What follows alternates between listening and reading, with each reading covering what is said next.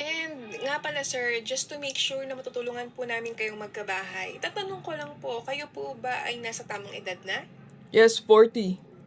40 na ako. Okay po, great. And also, ano po ang status natin ngayon? Single, married? Pass. Sir? Um, Sir, andiyan pa po ba kayo, sir?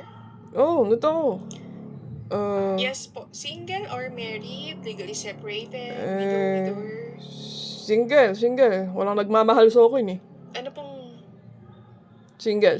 So, single po ano, sir? Pero, kinasal ako dati, pero matagal na yun. Kaya single. Married.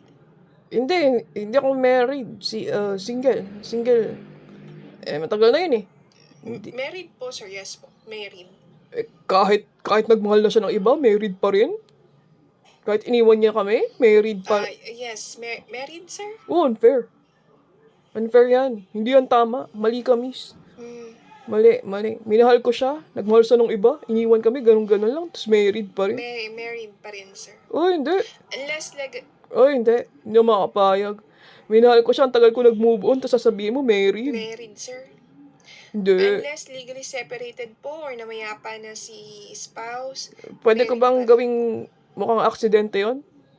Hindi, pero ang tagal ko siyang kinalimutan. May mahal na siyang iba. Hindi, may pamilya na siya, may anak na siya sa iba. Yes, sir, married. Hindi, wala na kami komunikasyon. Hindi na kami nag-uusap. Matagal na. Married po, married. Hindi, baka nagkakamali ka lang. Kasi, Tama po. hindi masakit eh. Iniwan niya kami ng anak ko. May mahal na siyang iba. Kaya, single ako. Naniniwala ako sa puso ko. Na single ako, tanong pa sa mga kapitbahay ko, single ako. Matagal na yon. Naka-move on na kami. Nakalimot na kami. Kaya, makalimot ka na rin. So, sa madaling salita, sir, married. Hello, sir?